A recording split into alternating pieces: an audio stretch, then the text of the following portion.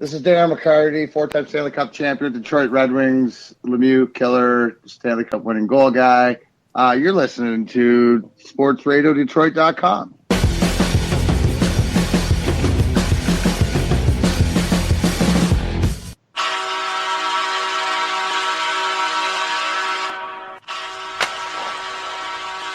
Pucking around.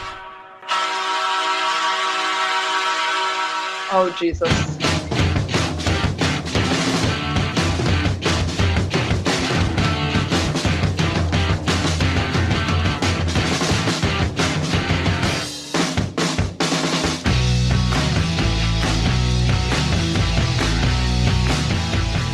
Welcome to Pucking Around here on Sports Radio Detroit.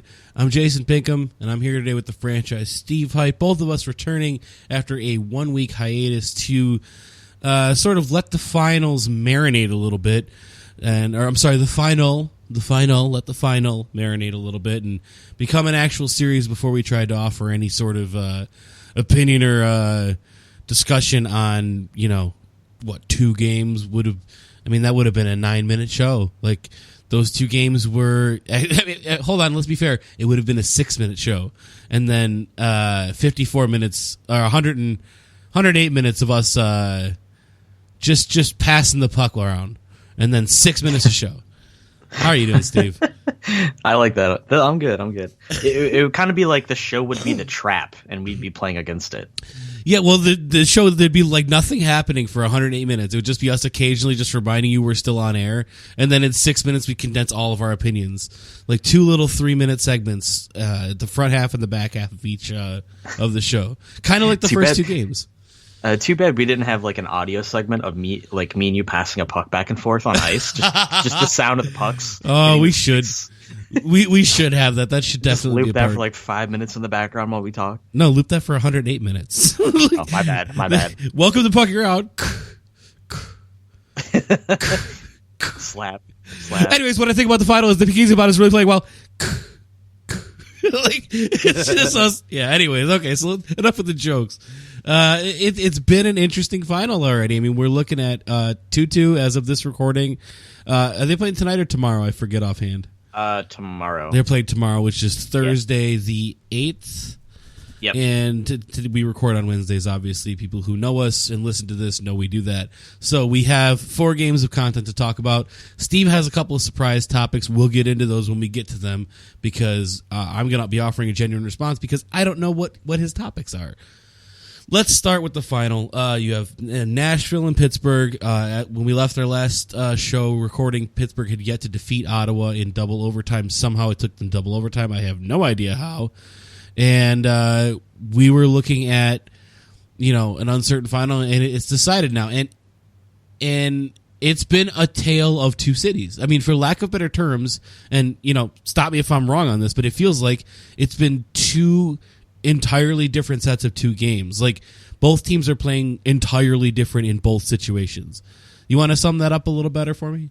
Yeah, both home teams are undefeated, which is pretty weird to say. I mean, the home ice advantage is real right now in the series, and I kind of expected that to be the case with Pittsburgh. And I mean, maybe I should have been more on the case of that with the Predators because I think they've only lost 1 home game the whole playoff year. Like I think it's maybe 1-2 tops they've lost. So it's really hard to win in Nashville's barn. So it's the tale of 2 series almost. It's like I feel like I'm watching completely separate two of the same teams, but I feel like I'm watching 2 separate series that have happened within a week. It's just like the first 2 games are nothing like the last 2 games, and I'm glad that Nashville has made it a series because if Pittsburgh would have swept the Predators, it would have just nulled anything the Predators have done the last month and a half for me personally. I couldn't agree more. And speaking more to a tale of 2 cities, it was like 2 different years. Like It was like when Pittsburgh was at home, they were the 2017 Pittsburgh Penguins. They'd walk all over you, they controlled play, and then they would score in little spurts, and you saw scores that didn't make any sense in your head compared to shots. 5-3 game 1 on 11 shots, which just doesn't make any fucking sense at all. And then game 2, I'm pretty sure it was 6-3 or something like that. I don't remember the score offhand. 4-1. 4-1. This is really. I was gonna say, I'm just looking at the scores right now. Okay, the first 2 games. Pittsburgh combined and scored 9 goals at home. Nashville, 2 games at home, combined and scored 9 goals at home. All right, so then they were playing like the Twilight Zone, dude. They were playing like the 2002 Nashville Predators for those first 2 games, and then they switched, and it was like the 2003 Pittsburgh Penguins taking on the 2017 Nashville Predators at home. Like I've never seen such a juxtapositioning, and here's where we need to get into the discussion aspect. Why? Like, I don't have I've never been we've had a running discussion on this show, very much in the background, very tertiary topic, but I have always posed that home ice advantage isn't real. Like, it's not like baseball to me is the only sport where home field advantage is a thing because each stadium is different and, each stadium plays a certain way and there's wins. If you're in Colorado, it's going to be 15-13. If you're in Boston, you can hit a home run on a pop fly, that kind of thing. But in the NHL, and much like in the NBA and the NFL, the field is standardized. There's hard and fast rules for how big the field is and the ice conditions and all that stuff. The only difference is the boards are allowed to be a little bit different. There's certain, the old peppy boards at the Joe Louis Arena, as we all know here in Detroit, But, I mean, this series has been a giant middle finger to that theory because it's, never more apparent than the last 4 games. I mean, do you think that, and I'll pose it this way to get some thoughts from your end on this, do you think that this blows my theory out of the water, or is this just a freak circumstance? I don't know. That's so hard to say, and I don't want to just plane down the middle because that's just boring. But I kind of think home ice advantage is a real thing in the playoffs because of just it's like growing up playing. You have a routine, and your routine is always more familiar and more comfortable in the area in which you play a lot of your things. So it's like when you're at home, it's even like at your house, like your own home. You come into your room, you come into your area, you're immediately familiar, you're comfortable. You go to somebody else's, say another person's house, they have the same exact things as you. Everything's the same, but it doesn't feel familiar because it's not yours. So it's like there's that confidence level that you're at home, you're playing in front of your fan base, which could be very negative in some aspects too if you start to play really bad. Like, I know that playing on the road for a lot of teams is a comfortable thing, but I think in this series particularly, I didn't expect it to be this prominent of a thing. And I think, the home ice advantage thing, like, I can agree with a lot of what you're saying about, the playing field, the standardized, all that stuff. But like I said, I think it's like a vibe thing more than anything. It's not like equipment. It's a vibe thing. Can we talk about that? Just things. Yeah, go for it. Can we talk about that for a second? Exactly what you just said. You just nailed the point. Vibe. Those Nashville games, that is the most hyped crowd I've ever seen in my entire life. Dude, I was excited. Like, I don't even care who wins this series, and I'm just like, dude, if Nashville wins, like, I'm okay with this. Like, these fans are awesome. I'm hyped for Nashville to win. Like, I want Nashville to win now. I just want to say this really quick. This is kind of a side note.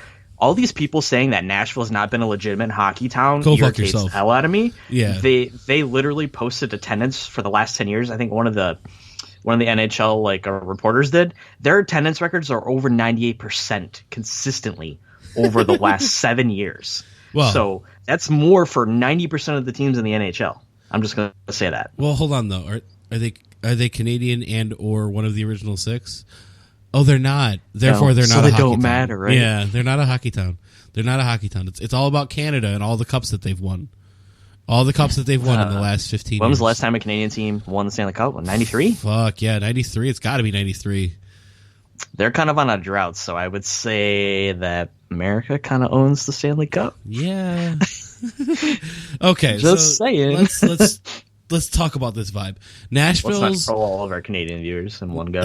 Yeah, sorry guys, you already lost, so you probably aren't even listening to this. You're just pouting somewhere with a hockey stick, just looking at it, going, "I wish." Anyways, so let's talk about vibe. I mean, Nashville is never has a team lived up to its name more than the Smashville Predators. Like, those names like that, like little monikers like that, you'll see like Ottawa at one point wore like Run the Red, Rise of the Red, things like that. You'll see teams have monikers. We are Pittsburgh, things like that. But never has a team more succinctly defined what it is that their fans will do to your confidence than Smashville. Like, I kept coming back to that when I was watching these games, just like Smashville. Like, they should just change that city name. Like, flat out, that is what they do to you. Like, they don't give you a second to breathe. You let in one goal and that whole crowd's like, Murray. And they do it with, that's the one thing that I keep coming back to, is that they do it with such precision. Like, it's like they trained. It's like everybody that goes to these games got together and they're like, all right, Sunday at 6 a.m. we're going to have chant practice. And like, they just get together and everybody just records, like everybody just practices their chants because it's so good. It's so much better than any other arena I've ever heard. Like, I've never heard it that clearly. And does it seem to you like it shook Pittsburgh? I think 100%. Especially when I think game 3, they scored within like the first 2 minutes of the game, and it just immediately the crowd was just on top of them. And like, when you're playing in a hostile environment like that, it's really hard to focus. It very much takes you out of it, especially if more so probably you're a goaltender, because in between saves, like, you're not doing anything. You try to stay focused, but you can hear everybody behind you. Like, that, I don't care what anybody says. Yeah. When you're playing, you don't really hear it as much, but when there's nothing going on, you hear it. That's a fact. I know you do. I've been there. I know you do too, because I can hear it on the fucking broadcast. Like, I mean, it doesn't take it definitely is it's never more apparent than when the broadcasters have to shout every single line of dialogue because the crowd is just ambiently loud. Like, not even goals or saves, like even just center ice play. It's just all the time. It's just constant. And it's they almost broke a world record for noise in game 3. Really? They were like 0.1 decibel off of setting the world record. Oh, that's amazing. Arena. Yeah. That's amazing. That's really cool. That's I hope that they can pull that off at some point, honestly, because it's go ahead. I was gonna say, I think the biggest point that you kind of alluded to that maybe we should kind of discuss is the fact that Murray has just not played well. And the first 2 games, Renee had like a sub 800 save percentage, and everybody's like, oh, the Predators are done. And then Matt Murray comes like, hold my beer, I got this. Like, he comes in as like, you haven't seen anything yet. And the one thing that I want to point out, even though Murray has come in and kind of saved the Penguins in some situations, he's technically played worse than Marc-Andre Fleury has, stat-wise, which is a really, really interesting that I was reading about. So they're neck and neck on save percentage. They're 925 for Murray, 924 goals for against Fleury. average, though. Goals against average, Matt Murray's sitting at a 208, and Fleury was sitting at a 256. Probably the last few games haven't really helped that. But well, that's with the 9 goals on Murray. Yeah. So, I mean, his numbers were stupid for a second there. It was like goals against average. He only let in 0.9. like 1 goal in like 3 games or something like that. He just shot out like a second game man. His save percentage was like sitting at like 950 something retarded. Yeah. Yeah, but no, you're right though. Like, Fleury, like, his numbers might be misleading, because what I saw from Fleury for the first 2.5 series was a man who wanted to prove himself. And what I saw from that obviously the coaching change, the goalie change decision made by the coach was a smart one. It got them to the finals. But playing off what you're saying here, like, that might be the situation that we have to go. Like, you might have to play Fleury now, because Murray's, the last 2 games, then again, you don't, do you want to hit the panic button? Because if you would have hit the panic button on Rene, you wouldn't have these last 2 games. Maybe not. I mean, their backup is pretty unproven. Soros, I believe his name is. Yeah, Soros. So I mean, he's not a slouch by any means, but at the same time, you don't really know where you're going to be getting. And I think right now, it's almost like they have to play with the mindset. Both teams have to play with this mindset of, it's a best of 3. We don't even think about those last 4 games. Like, we even it up, it's good to go. Now it's a best of 3. And if you're going to try to win 2 games out of 3, you're going to go with your best option. Obviously, it's Rene. That's not even a question. If you're Pittsburgh, like, if they lose this game, do you put Murray in for game 6? I wouldn't. I would leave Murray in, because you have to understand, he's the guy that got you there last year. He got you to pretty much where you were this season. He played really, really well until he got hurt. I mean, he was supposed to be the game one starter first round until he got hurt in warmups. Like, he is your guy. Here's a question. So I have a question for you. Use that brain of yours. What has to happen for you as the coach of Pittsburgh to put Fleury in? I think if they go up by 3 within the first 2 periods in Game 5. And then you'll start him in Game 6 also? Yeah. And you say that with confidence? Yep. Just because I think when you have 2 really elite goaltenders, I would put Fleury in that category. He's been a very, very good goaltender, okay? I think Matt Murray is still very young. He's prone to make more mistakes than Fleury naturally will because, Fleury might not be flashy or as athletic maybe as Matt Murray or consistent because they play kind of a different style, but you have 2 like 1A goaltenders. It's kind of what your team feels more confident in. And I think the team kind of plays more relaxed in front of Murray because he's more relaxed. And I think the team maybe is more worried about giving up a weird goal off an odd man rush when Fleury's in net because of how dramatic his style of goaltending is. He lets off a lot more rebounds than Murray does. It's not as controlled. So yeah, no, that's absolutely true, and I agree. I was actually starting to think in my head like it's like the actually good goaltending version of what we have in Detroit. Mm-hmm. It's like if you had 2 actually good goaltenders, you know what I mean? Like you don't know who to play, not because who's going to actually like it's the opposite problem. Your problem there is problem here is who's going to let in 4 goals, and the problem there is who's going to let in more than 2. Okay, so let's segue away from the goaltending because I mean goalies are flat out in most cases head cases. Like they're just go ahead. Oh, you look okay. In most cases, it is just a game in and game out thing, and if you're a coach, you already know what your decision is going to be, and we can at best suggest hyperbole.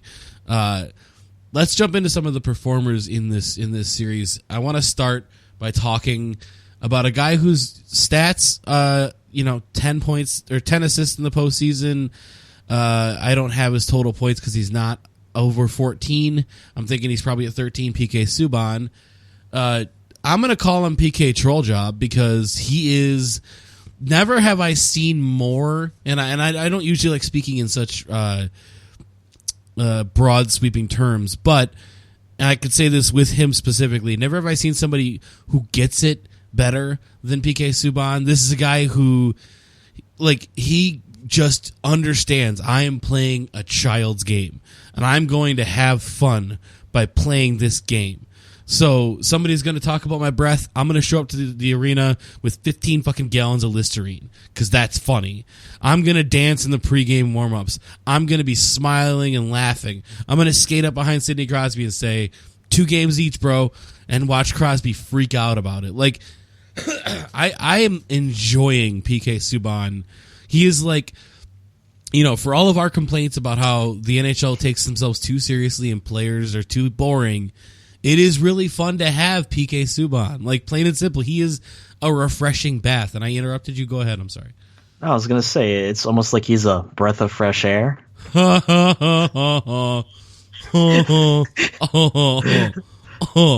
but to be honest, okay. Go ahead. You good? All right. No, I'm sorry. I had to. It was laying there. I'm just like, you know what? I got to do it. I got to pick this up. Yeah, I 100% agree with you. And I think one of the biggest factors too that I think we're not really talking about is when his team performed negatively, he did this even more to take the spotlight off of the negative things that are happening to his team, like Rene.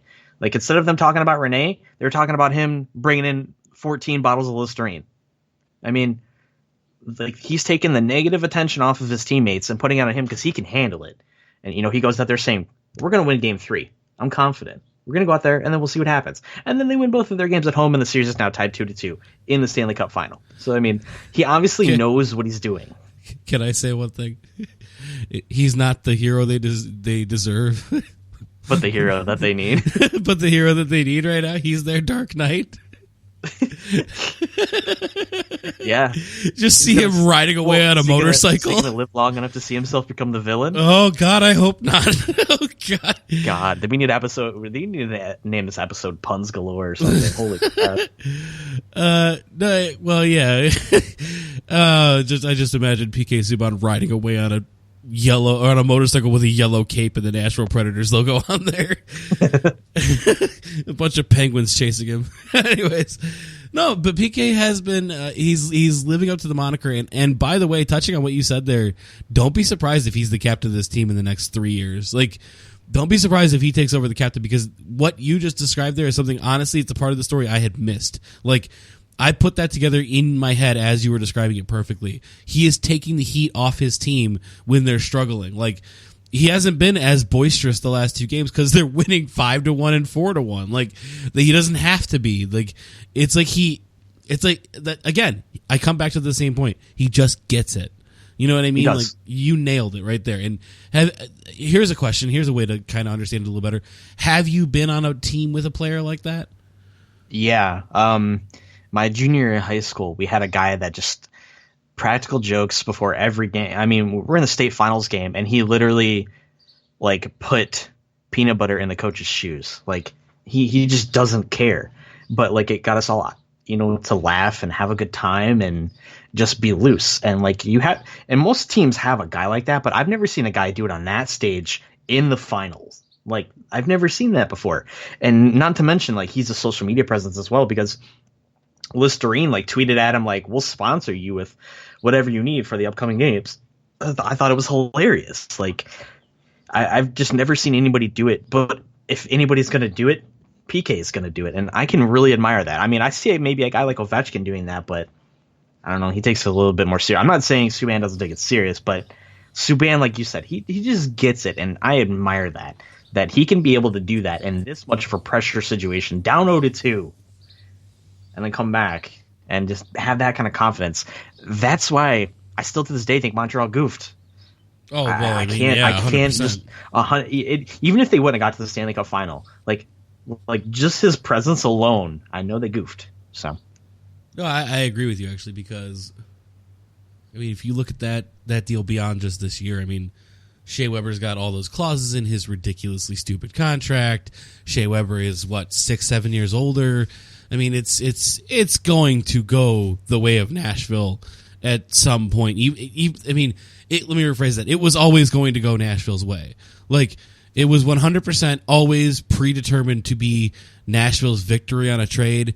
It just depended of when. Like, this was clearly like Montreal thought they were one piece away and they weren't. And Nashville saw a dummy making an offer and they took it. I mean, yeah, PK is a little bit expensive, and they're probably going to lose one of those top 4 defensemen, which is kind of a blow to Nashville. But PK, I think, can make up the difference, because what PK has is he has like 2 clearly cut channels. You know what I mean? So he has like game channel where he's like game face all the time. Time to play serious, time to to flatten people, get goals, get passes, make the right decisions, play safe zone defense. Crush Sidney Crosby, make sure Sidney Crosby can't do anything, which he's doing a very good job of. And then he has between the whistles and between the horns PK Subban, which is like, guys, don't know if you guys know this or not. We're playing a game, and he it's like he knows, you know what I mean? And he turns off one and the other. He's self-aware. Yeah, and he turns them both off and on when he needs to. They're never both on. You know what I mean? And that's what you want, and it's what, as a fan of the sport, and as sometimes on this network, to some extent, an ambassador for our sport, it's what I want. I want to be able to talk about PK Subban because he's fun. He's exciting. He makes me happy. And he's doing it in every way. He's not only a top-tier defenseman, but he's also a top-tier personality, and I love to see it. But let's talk a little more about a guy who, for some reason in this league, and I'm going to just say it right now, racism doesn't get enough, not racism, nationalism doesn't get enough love, no matter what he does. It seems no matter what Evgeny Malkin does in terms of on-ice performance or clutch playmaking ability or leadership, it's always Sidney Crosby's game. I mean, this is a guy, Evgeny Malkin, who has 26 points, and I have not heard his name in Conn Smythe discussion yet. It's always the names I've heard, and Steve, I know you're giving me a look, because you're using logic. In your head, the guy who has the most points should be considered. And you're right. You would be right, Steve, because you're a smart hockey guy. But not in the NHL, because in the NHL, it's PK Subban, Matt Murray, or Pekka Rinne. And Pekka Rinne is like a distant third. And it was Erik Karlsson for a long time. And it didn't make any sense to me. I'm like, Evgeny Malkin's been doing it from the second they got into the postseason. He's just like, well, I'm gonna be a god now. And I guess the question I ask you is, and again, this is kind of becoming our format. My theory is it's nationalism. Your response, is it? Yeah. Up until the last 2 games, I mean, Malkin has been just destroying everything in sight. He's been like the Russian Terminator. He's been the deal. Like, he's been one of the reasons they're scoring as many goals as they are. And to just give Pittsburgh credit, they have 3 solid lines of an attack, and Malkin, plays with Kessel, and then I can't remember. I think it was Bonino for a minute there until he got hurt. I mean, that line is a pretty good line, and they're the ones who are normally bringing a lot of energy, while Crosby's getting literally shut down out of his mind by PK Subban the last few games. So I don't understand that at all. He was my front runner outside of Pekka Rinne, honestly. I think the last episode we even talked about it. Those 2 were my front runners. And then you kind of threw Erik Karlsson in there, which I'm okay with that. Makes sense. But yeah, it's clear. Even to bring in your point to not trigger you, the top 100 list, it's like the same thing. And I agree with you there. Like, he should be on that list. It's like, I don't know who would take off, and that's a really lengthy discussion. It's a lot of, pissing points. But at the same point, like, when it matters, Evgeny Malkin has been there no matter what. Since since he's come in the league in 05, I think, 05, 06. 06. He's like the 3rd highest scoring forward in the game. It might be 05. And yeah, he's done it in every facet. Like, even both sides of our arguments too, where I was like, cups don't matter, and he has 2. Like, and you could be like, well, points don't matter because if you don't have cups, he has all the points, he has all the cups. Like, he's doing all of it, and he's done all of it for a long time. But because Sidney Crosby's on his team, we're sitting here talking about, well, it might be Sid again for the Conn Smythe. That's just illogical, in my opinion. 100%. It's floating. It's out there in the ether, man. It's being talked about on national shows. Yeah, I just see, that's my thing. Like, Crosby's already won once. I can't remember if Malkin has won a Conn Smythe. I don't think he did. He might have in 09, I think. I see. Like, I can't remember off the top of my head. I will look it up while you talk. Okay. Yeah. I was gonna say, like, what he's been able to do, especially like in the years that they didn't have Crosby, he literally carried that team. He's never really had any major injuries that kept him out of the game. In my opinion, he's always been a really good leadership source too. He might not speak the best English, but I think in the organization standpoint, they don't view him as a number 2. And I know Crosby probably wouldn't be as good without having Malkin on his team, even though they don't generally play a lot of minutes together. I think having another center on your team that takes away attention or defensive assets against you is a good thing. So I just think that I honestly love Gino. Like, he's probably one of my favorite players on the team. I don't dislike Crosby, but I think the moniker of Crosby being the best player in the friggin' world kind of gets on my nerves after a while. It's like, we get it. Okay? And I think that's where a lot of the gripe comes from, because they just shove it on you all the time. And it's like, there are other players that are just as good. Like, clearly, he's one of the greatest players. I would not contest that by any means. But Pittsburgh wouldn't be where they are without some of their goaltending and Gino. 100%. And Phil Kessel and, all these other guys on the team. Malkin won the Conn Smythe Trophy in 2009. Jason, you were correct. I So they each have one, right? Yeah, they each have one. Crosby won it last year. So then automatically it's like, well, Crosby needs another one then. Yeah, well, I mean, he's got to be one step ahead. I mean, honestly, this kind of harkens back. No, you can't have a Russian player being better than the best player in North America. Exactly. So this harkens back to a problem I had with the late 90s, early 2000s Red Wings, putting a local spin on it. Yzerman Federer was never better than Yzerman. Excuse me? That's what I think a lot of people were saying. Oh, okay. Oh, yeah, okay. For a second, I thought you heel turned on me. Like, there's metal chairs in this room. I just imagine one of them to hit me in the head right now. No. No, I mean, like, the story was from about 95 to like 2003 that or 2002, that Yzerman was the leader of this team, and he was the best player on this team, and he was everybody's favorite, and everybody loved him. And I love Steve Yzerman too, don't get me wrong. I appreciate what he did for this team. The dude played when ACLs and LCLs were just non-existent in his leg. And I appreciate what he did. That being said, in terms of pure skill, Sergei Fedorov and Nick Lidstrom are right there. They are right the fuck there, and they are better than him. Like, flat out on both sides of the game. Lidstrom was a better defenseman, a better defensive player in every way, given the fact that he was a defenseman, but that he excelled in it. And Sergei Fedorov was a better scorer. Like, Sergei Fedorov was flat out a better offensive player, and then he could also play defense better than Yzerman. But he was a showboat, he was boisterous, and he didn't speak English as well as Steve Yzerman, and he wasn't quiet and humble, and he didn't, do everything exactly the way Steve Yzerman did. So when he decided to leave for more money, he was villainized and hated, and everybody looks back on him with a negative light, ignoring the fact that without Fedorov, Yzerman means nothing. Like, that's exactly what's going to happen with Malkin and Crosby. We're going to forget over enough period of time, we're going to forget that without Malkin, Crosby doesn't exist. Like, there's just great players that go to waste and mean nothing.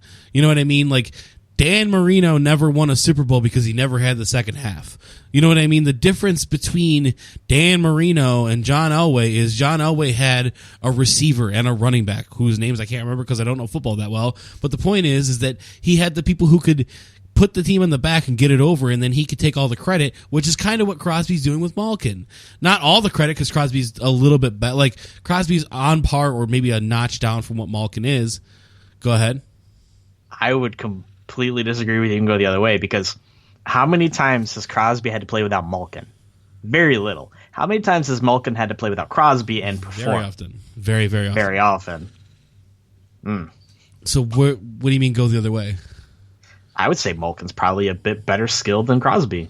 I agree. No, that's kind of what I was trying to say there, is that he's... Okay, all right. It sounded like you're going the other way, like Crosby's more skilled than Malkin. No, Crosby's like... It's all a debate. He's like a step down a little bit, in terms... Because he doesn't have the stamina or the endurance that Malkin does, plain and simple.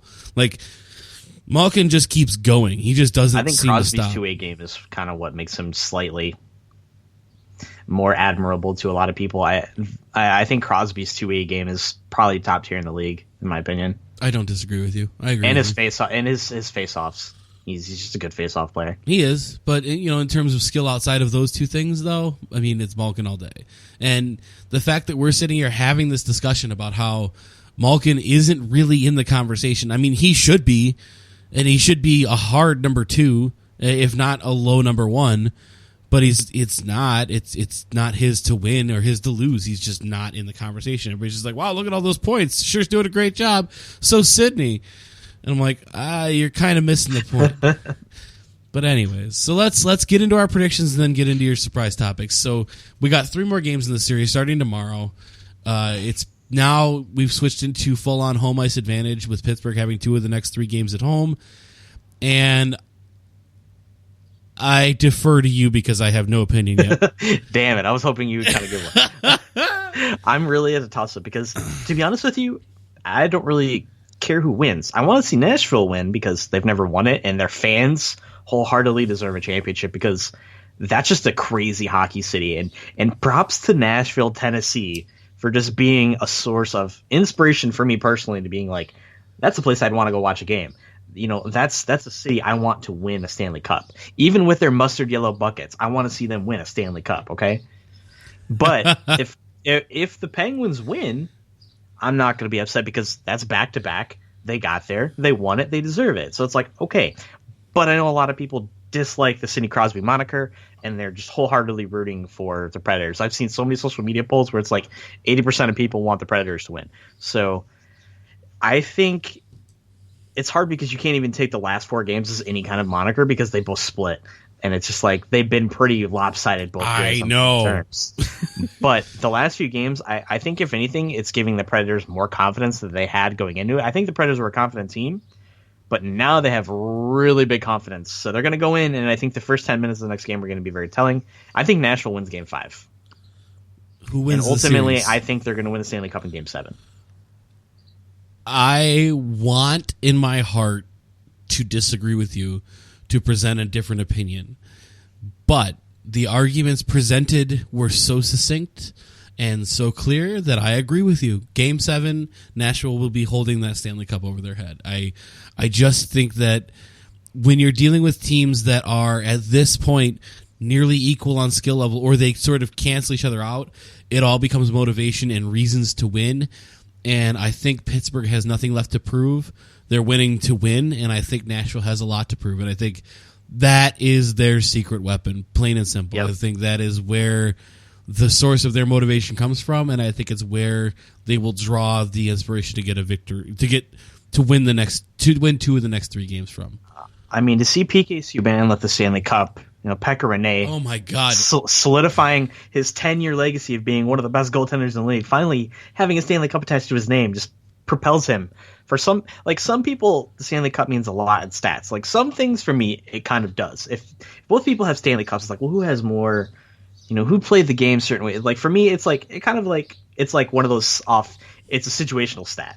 Let's call it that. But for a guy like Pekka Rinne, who I've always admired being a really sound goaltender in a small market city, winning a Stanley Cup, it would be huge for Nashville. It'd be great. Huge. Yeah. I mean, it's nuts. You think about both of these teams, we're going to be relocated at some point. The Pittsburgh Penguins before the 2005 season were going to be moved to it was Kansas City. It was ranked there. They were ready to move. Nashville was maybe considered going to Quebec City again, being the Nordiques. Like, these two teams weren't even meant to be where they are now. And they're both in the Stanley Cup final, which is a testament to both organizations. But ultimately, in this situation, I really want to see the Predators win because I like a lot of the players on their team. I like their energy. And it's a small market team winning a Stanley Cup. What more can you want out of that? That's awesome for me. I agree. A non-hockey technical city winning the Stanley Cup, I think, is good for the sport. Only if they're on board. What's that? Only if they're on board for it. Yes. Like Anaheim, when they won, Anaheim was not as hype as Nashville is. No. If Nashville wins the Stanley Cup, dude, I can't even imagine how the whole next 3 months in Nashville is going to be nuts. Well, that's the thing. Like, they're going through, again, constantly putting a local spin on it. They're going through kind of what we went through in 97. Yep. You watch, they cut to a few times in games 1 and 2. They showed, Nashville fans watching the game on the board in the arena, which is something that we used to do here in Detroit. It was called Joe Vision. Yeah. Yep. And it was a big thing here. And it was, I've been to it. It was a huge event. It was a big community thing. And that's usually the sign of the rise of a dynasty. Now, whether Nashville's a dynasty or not remains to be seen. They kind of got there, on a prodigious playoff run that was, not predicted. But that being said, this fan base is treating them with the reverence that we treated Detroit. We treated the Red Wings, which is to say they're watching every second of it and they're encouraging every second of it. Go ahead. I was going to say they had one of the best examples was they were in the West in the same division with the Detroit Red Wings. That is what they're used to. They're used to that. They're used to that moniker. They've seen that for so many years, and now they're turning into it. They're willing to go to jail for this team. Yep. What more do we need to say? A dude took a catfish, ran it over with a truck, taped it to his fucking balls, and went to the stadium and went to jail after throwing it on the ice in Pittsburgh because of how much he loves this team. He taped fish to his taint. How much more proof do you need? I don't care what tattoos you have. Excuse me. I have a tattoo of the Red Wings. I'm not taping an octopus to my taint. That is proof positive of what this city feels about this team. No more better example. And that was one of the topics you wanted to bring up, and high five to myself. Nice for being segue. Yeah. Go ahead with what your side of the story was. Yeah. I just I was reading about the Predators coach, Laviolette, coming out, telling people not to throw things on the ice because I don't think a lot of the fans realize that technically you can be penalized for delay of game for objects being thrown on the ice in play. Yeah. You can actually be assessed a penalty for that. Generally, they stray away from it, but it's happened in Detroit a few times. It's happened in Boston. It's happened in Florida a few times when they used to throw the rubber rats on the ice back in the day. Like, this is a real thing, and I think what he's trying to say, he admires the fact that you're super passionate, but to kind of relax a little bit. And I can I can agree with it, because there's nothing worse than having some foreign object thrown on the ice, and then you're skating and you get stuck in it, or we have to delay a game. Like, we score a goal, we have momentum, and then somebody throws an octopus on the ice or something, or a catfish, and you're sitting there for 5 minutes after you just went up a goal. You want to maintain momentum. You want to keep going. And technically, when things like that happen, like, you're kind of giving a timeout when there probably shouldn't be a timeout. So you're kind of throwing off the pace of the game. So it's like, I understand the enthusiasm, things like that. That's great. I'm totally with it. Maybe before the game starts, get it out of the way. Okay. But after that, I think we kind of got to put a kibosh on it for a lot of reasons. Or maybe the end of the period. Like, that works. Yeah, something too. like that. Yeah. Yeah, you hear that period horn, chuck your fish. You hear that period horn, chuck whatever you want. You rip Just that. make sure it doesn't, one, hit anybody, and two, it doesn't, like, damage the ice surface. And they got to play. Just go ahead and rip it from your taint and throw that catfish onto the ice. I still can't believe that. When I read that, I'm just like, holy crap. Yeah, Man, that guy's dedicated. That is pure dedication, and it is unbelievable. So, we've wrapped up our final talk. We've hit it all. We've hit every single point. Hit me with your surprise topic. I don't really know what we're talking about here. I'm kind of excited. Well, the last few weeks, obviously there's been some trade rumors, as there always is this time of year. But the one surfacing the biggest right now is Alex Ovechkin. The GM over there at Washington was basically like, I'll look at some trades. Why not? And there's been a few teams that have put out legitimate offers that I've known about. And that's really interesting, okay? The first team that put out a legitimate offer for Alexander Ovechkin was the Calgary Flames. And listen to what they offered. Sam Bennett, a 20-year-old defensive prospect who was pretty good. He was rated like a A- prospect on the site that I looked up for scouting, and then 2 first-round draft picks. That's a lot. That's a lot. I don't think I would, if I was the Capitals in that case, I would be wanting Keith Tkachuk instead of Sam Bennett. Matt Tkachuk. Matt Tkachuk, I'm sorry. His son. They're kind of alike. Yeah. Here's the thing. I would swap out that defenseman for Matt Tkachuk, maybe. Like, if you know you have Ovechkin, who is, flat out a commodity. Like, he is stock and trade, top tier, best kind of player in the league. And you know that he is worth so much to a team like Calgary, you go for the gut. Like, the one, if there was anything that was missing from Washington, it wasn't defense this postseason. It hasn't been defense. It's always been they can't seem to score in crunch time. Bennett is good. He's up for contract renewal, I believe, next year or the year after. So you want a little more term out of it. So you want to make a move for a guy like Matthew Tkachuk, a guy who has both the scoring edge and the physical presence to be what you want for him. But honestly, even before we get to any of this, I just can't believe Ovi's name's even really being thrown around. Like, I can. Why? Because of all the failures of the last few years, they put so much pressure on themselves to perform, and they haven't. And everybody's freaking out, and it's forcing the GM to be like, well, maybe we need to move something. And the first point everybody's going to go to, because they're not going to move Backstrom, they're not going to move maybe a defenseman like Carlson, they're going to move Ovechkin. Like, everybody thinks that's the major difference, because he is the leadership piece. He is the moniker of the franchise. And generally, when you move, exhibits of this have sustained with Columbus moving Rick Nash. They got a lot in return, and after a few years, they were really good. This case in point, the last 2 years, they've been a very good team. It took them a while, but they got some pieces and they got some things and draft picks from that deal. But I don't see trading Alexander Ovechkin positively impacting the Washington Capitals in any source. I just don't, because he's kind of heart and soul of their team. But logically thinking, I understand what they would do, and you would get a shit ton in return for that. Yeah, you'd get that'd be like one of those NHL video game trades. Trade it for all the picks. Yeah, it's why that's basically what it would be. But the only problem is there's only like 5 or 6 teams that can handle his cap hit right now. He's at like a $9 million cap hit. Yeah, Calgary is one of them. Yeah, Calgary is one of them. Arizona would be another team, but he's not going to go play for the Coyotes. Yeah, I couldn't. The other team that put out a trade deal for them was Montreal Canadiens, which surprise. They were offering to send Galchenyuk and I believe 2 defensive prospects and a number 1 draft pick. Galchenyuk, who's up for contract renewal, I believe next year, and he's going to be asking for everything, and he hasn't been. No, he hasn't. Well, he hasn't played any one position well enough to keep it. He's been both a center and a winger over the last few years, and he's not excelled at either, to be honest. He's just been okay. I would pass on that deal.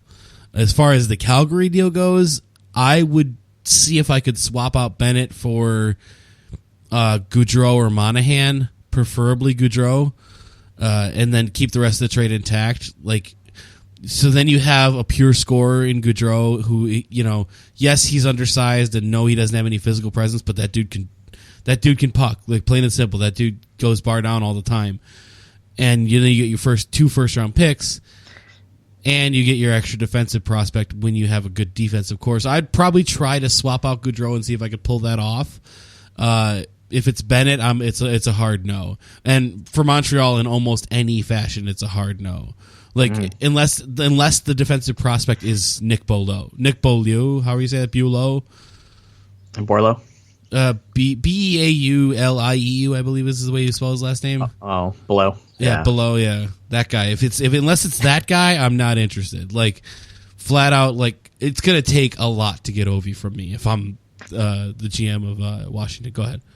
I was going to say the third team was an interesting scenario. Would be the Vegas Knights.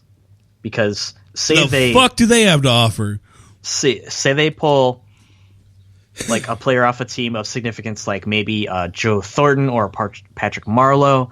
They have a bargaining chip which they can move towards and take on salary. That was the other situation I've heard of. What? Wait, Thornton or Marleau? Neither of those are worth. But I'm saying that's what would happen if they pulled a veteran bad contract they're off a team. They could use it as factor. a sign and trade or a bargaining chip to move. Gotcha. That was the other situation. It also allows, which was interesting because his former GM is the GM of the Knights. Well, it also allows the other team to then be in a position to make a move. If San Jose loses Marleau or Thornton, they're in a situation where they can offer up here's Tomas Hertl and I don't know, some defenseman and a couple of picks. You know what I mean? So it frees up cap on the other side too. So it's kind of an unknown, a win-win almost. Yeah, well, it's an unknown for us to discuss because it's we don't know who they could pull or where they could pull it from, or what cap they could free up. And I believe that draft's in a week? Yeah, the 21st.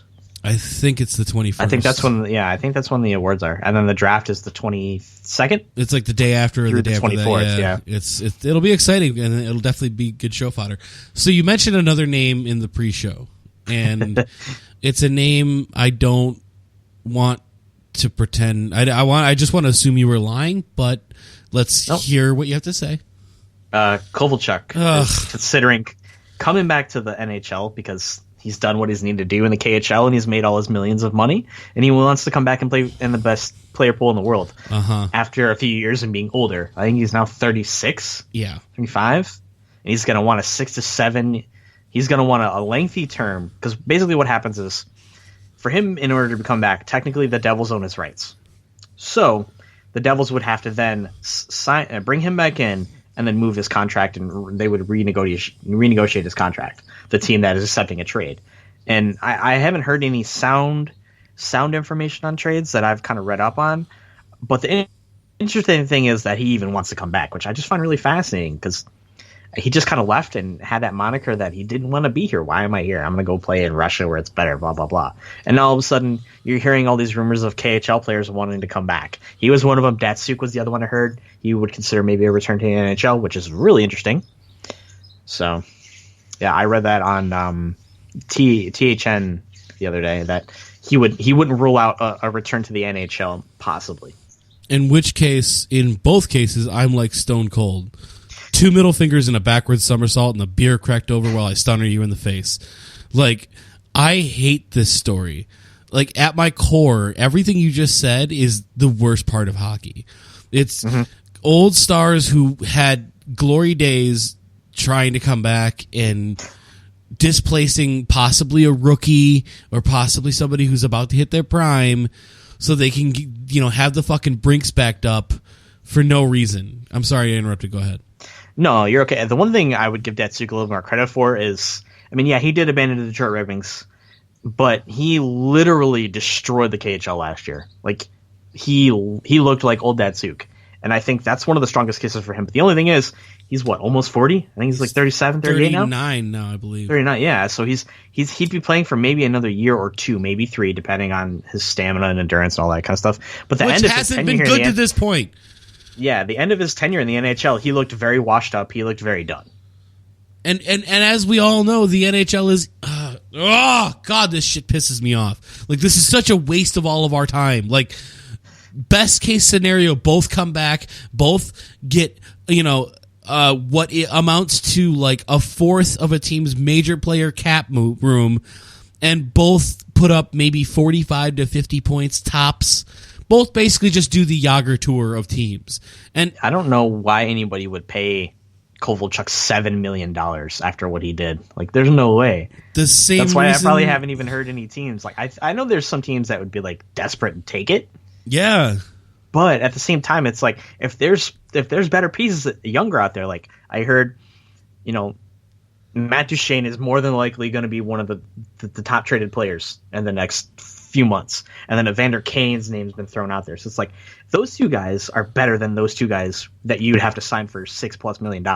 Yeah. Not to mention you're going to have to trade an asset to get the contract for Kovalchuk. But Steve, Matt Duchene had kind of a down year this year, and when Kovalchuk played for the worst team in the league. When Kovalchuk left, he had all of the points.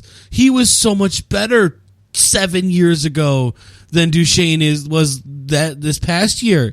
And Evander Kane is kind of selfish, and he's a little egotistical, and Datsuk had more points last year, and shut up. I hate all of you. I hate all of you who think this is a good idea. Like, this is the kind of shit that, like, makes us look bad. Like, you can't make a team out of the Expendables. Like, it doesn't work that way. You can't just, digitally edit in Sylvester Stallone into a boxing match and have that be the same thing as the NHL. Like, I know Datsuk still has some skill and some talent, but the man is 38 years old or 39 years old or however the fuck old he is, and I'm pissed. Like, he doesn't belong. He left, and that should be it. End of story, plain and simple.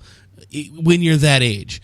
If you leave when you're younger, fine. If you want to pull a Jágr and leave from like 29 to 32 and come back at 33, whatever. And Jágr is a different exception because he's a top 3 all-time level skill.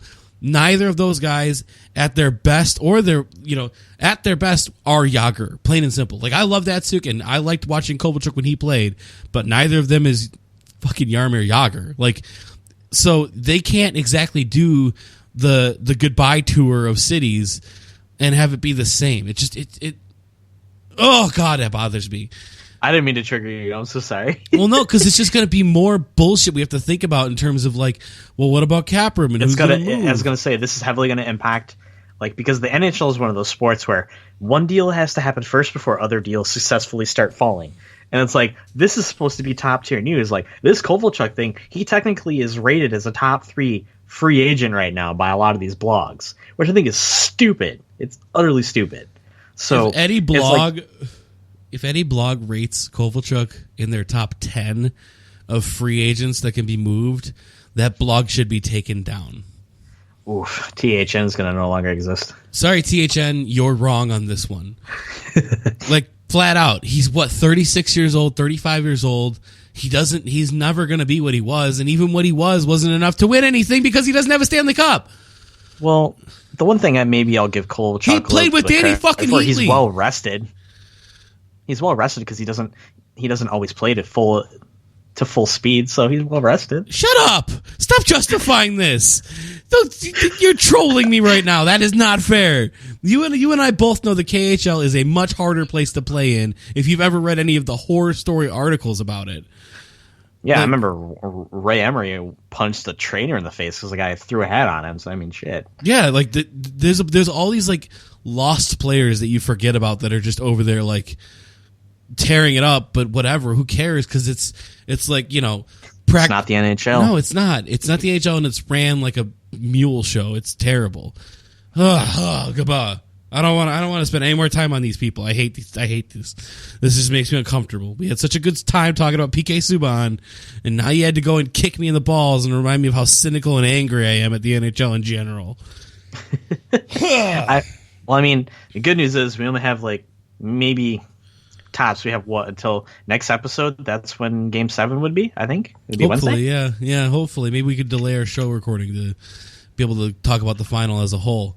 Let's finish our episode talking about our tour of the current hockey equipment state of affairs. It's kind of an ongoing subseries to the Pucking Around.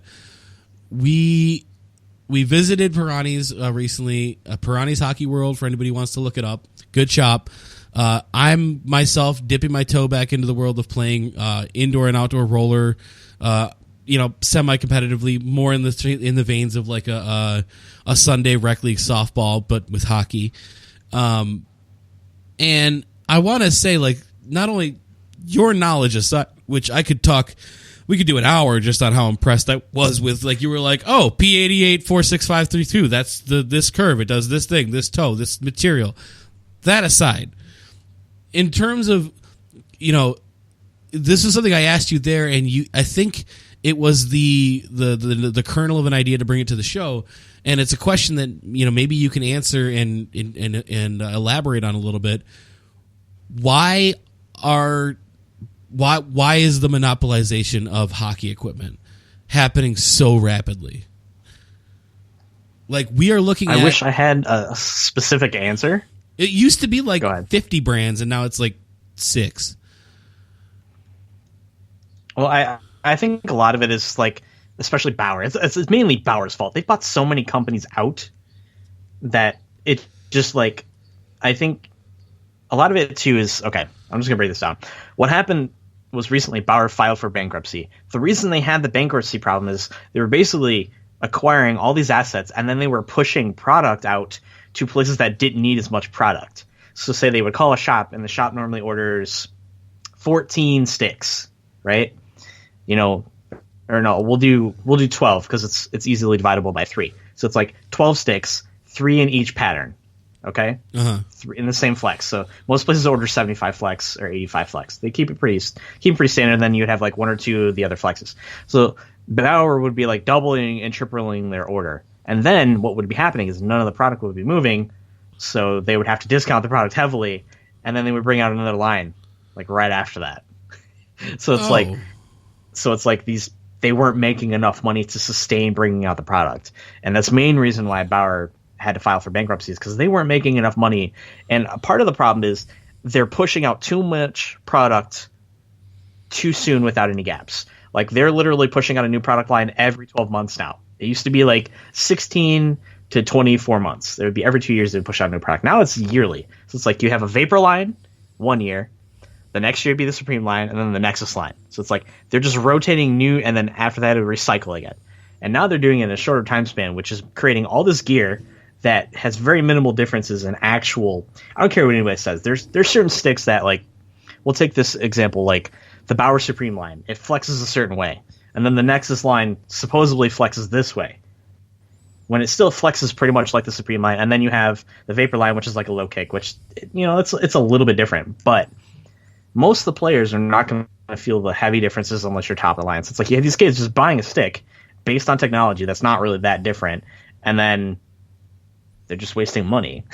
So it's like, after a while, I think people are starting to figure this. And not to mention, Bauer specifically, their customer service is horrible. They mentioned the last that 5 years has been bad. She mentioned that at the counter, that they recently had to like do a complete turnaround on it because it was so bad. Yes, it's been horrible. And this was something you pointed out when we were walking around. We got specifically to the stick section because it was no more apparent than the stick section when what used to be. I can remember when I was more of a regular hockey player, I'd be playing, every week. I'd visit Pirani's, and the stick section was like a third of the store, give or take. It was, you had upwards of 15 to 20 different racks.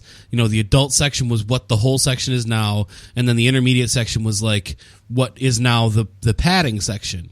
Like, it kind of went all the way around the back of the store.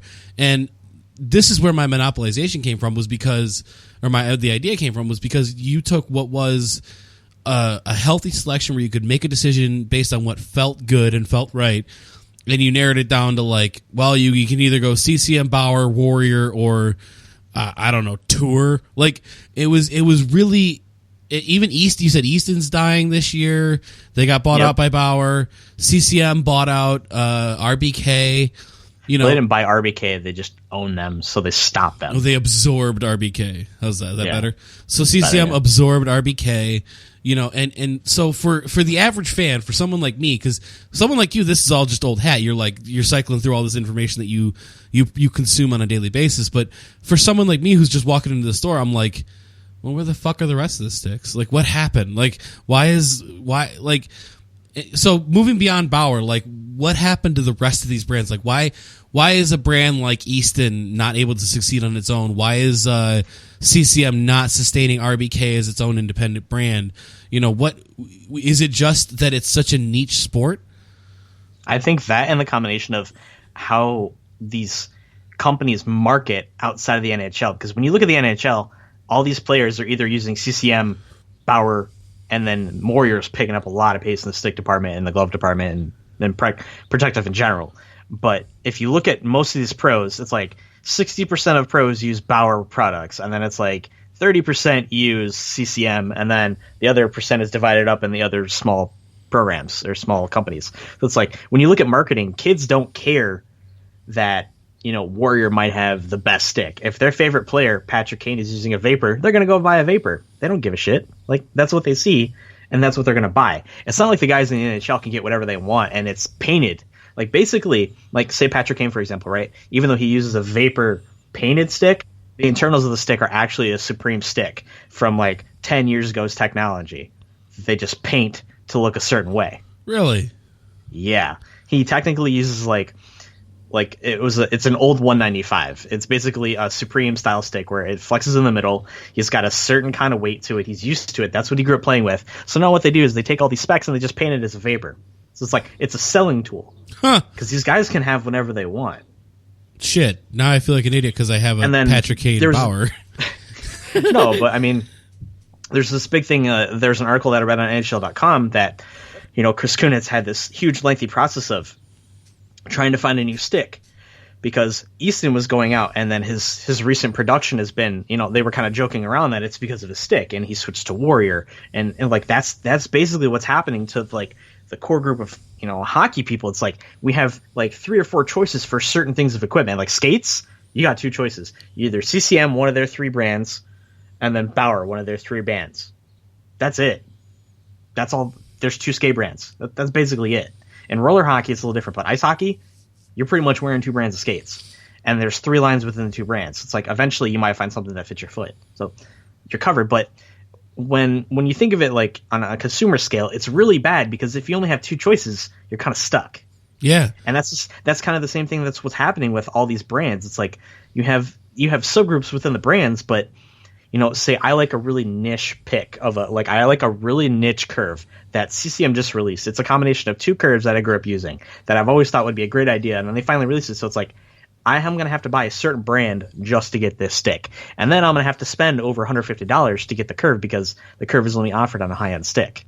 So it's like, awesome. You see how it's like narrowing you down to one spot. Well, you don't have any competition. Absolutely. And the other aspect of this too is that you look at someone like me who, I look at a $270 price tag. You saw it in the store, and I'm like, no fucking way I'm going to buy that. So what I end up getting is ends up being a victim of what you were pointing out with the Bauer releasing too many lines, and I buy what is, according to you, 2 lines ago stick. I believe it's a 80X. Yeah, X80. That's X80. 2 years ago. Or technically 3.5 years ago, 2 cycles ago. 3.5 years, 2 cycles, and it was marked down to $50. Like, you took, which is great for you. Right, it's great for me, but it's bad for Bauer. It's bad for hockey in general. Like, don't get me wrong, I'm happy to profit off the demise of, that brand, but in the same sense, like, as you pointed out, like I was looking like, okay, let's move over to gloves a little bit here. I'm looking instinctively because I grew up playing Easton. Everything I had was Easton growing up, and I had CCM Easton was gloves. a great brand. It was. They were. I had that brown stick that Iserman had in the '90s. That was my go-to stick. It was, I forget what it's, the Synergy, I believe it was called. Yeah, it was a Synergy. Those were great sticks, man. Yeah, they were great sticks, and that was my go-to stick. And then they were the first company to release a full one-piece composite stick. Oh, I didn't know that. And now they're not going to exist anymore. So I walked in and I was like, oh, Easton gloves. I like Easton. Let's see what they're like. And you're like, no, buddy, don't do that. And I'm like, but I like Easton. And you're like, yeah, well, if you like it, you won't be able to replace it in a year because they're going to be gone. Like, so for someone like me who like is, not even like a brand loyalist, just like I kind of just, since I don't know anything, I default to what I do know. It's really hard to stay current. Like I either have to just buy randomly purchase random brands of equipment with no rhyme or reason, or I have to really spend a lot of time researching it. And that's not fair. Like, plain and simple, that's just not, I don't know. Maybe I'm playing too much of the victim on this. No, I feel like the hockey equipment is kind of that way. It's like you have the extremists like me who are like really into it, and then you have the modern regular person who just plays hockey. They just want something that fits. They're just trying to play and they just need something. But I think that's what these brands are trying to do. They're trying to simplify everything and have three kind of brands within one brand, where it's like you have all these different kind of choices, but then it's like you only have two brands. There's really no competition except for Warrior. And I have a feeling eventually somebody's going to try to buy Warrior out, which I don't think is going to work because they're having a huge turnaround with NHL pros. They're the second most used stick in the NHL right now. Oh, really? Is a Warrior branded stick. Yeah. Huh. They've made a lot of strides on that, which is great. And like for me, I love Warrior because it's a local product. I love supporting it. And I know quite a few people who work for the company. They're great people, and it's like I want to support that. But it's like when you get a Bauer stick, you're just like, I'm supporting this huge corporation that doesn't give a shit about me. And doesn't and Nike then if I own break Bauer? they're barely going to replace it because they're going to say it's my fault. Doesn't Nike own Bauer anyways? Yes. So you have and then Adidas owns CCM. Yeah, because everything is two brands now.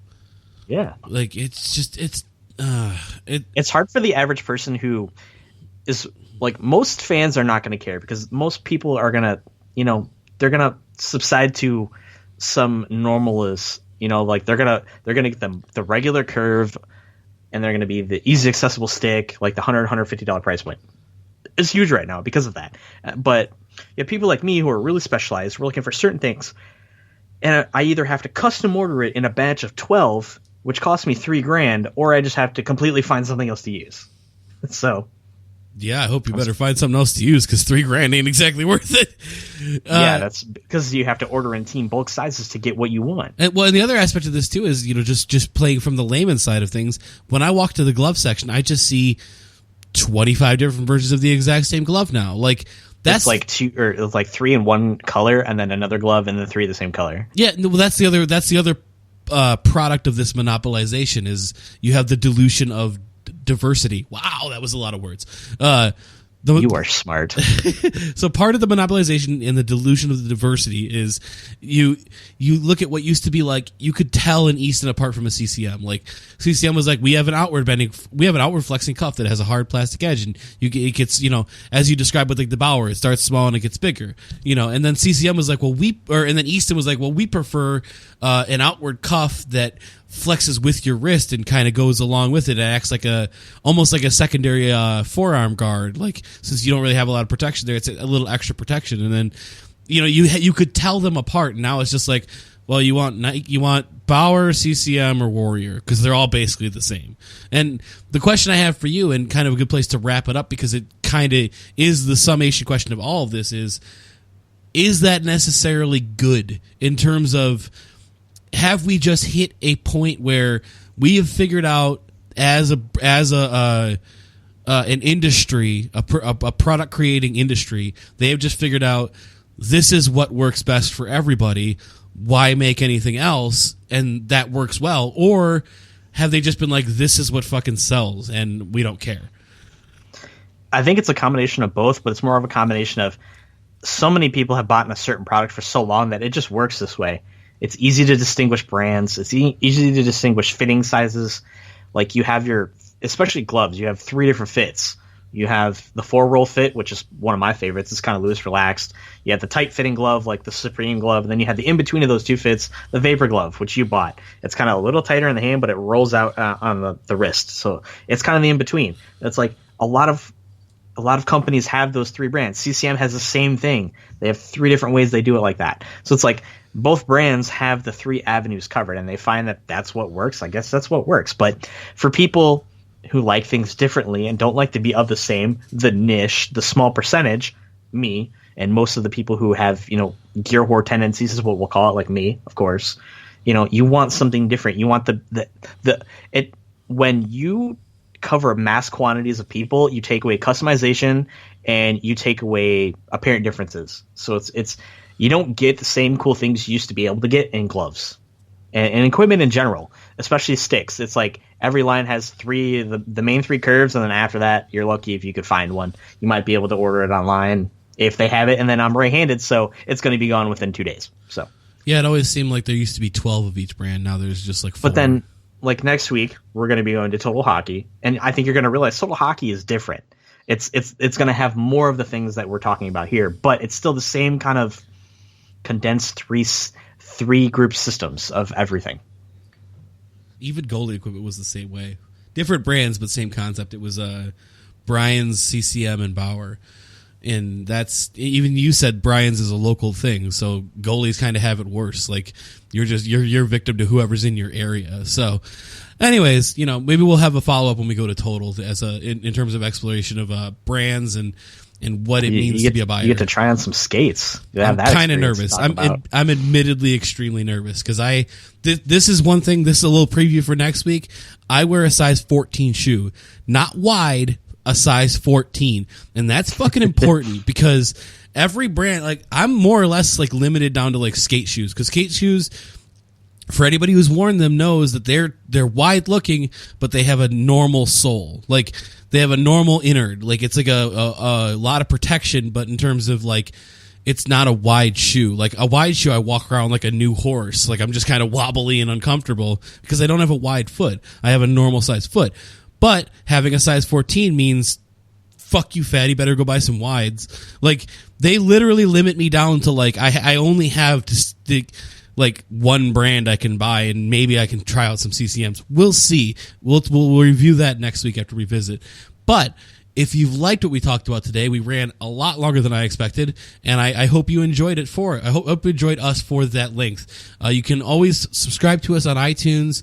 If you are on iTunes, or if you're not an iTunes user, I'll get into where you can find us in a second. But first things first, if you're an iTunes user, go into your podcast app, go to the review section, and leave us a review. Leave Sports Radio Detroit a review. It would really help us out. If you're not an iTunes user, say you use Podbean, Stitcher, Google Play, Facebook, wherever you use it, that's fine. I'm glad. I appreciate the downloads. We love it. I'm happy to entertain you. But I need you, I'm talking to you, the Android users, I need you guys to go, whether it's at home or on your phone, to the Apple website, iTunes website, and rate and review us there, because iTunes is the number one way that people find podcasts. It's the quickest way to spread the word on our show. It's the quickest way to grow this show into something more and allow us the avenues more to explain it.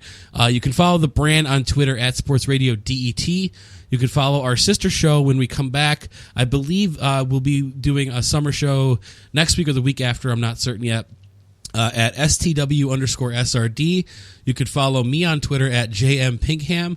You could follow Steve on Twitter at Franchise GFX. Check out our website at sportsradiodetroit.com. Thank you, and we'll see you guys next week.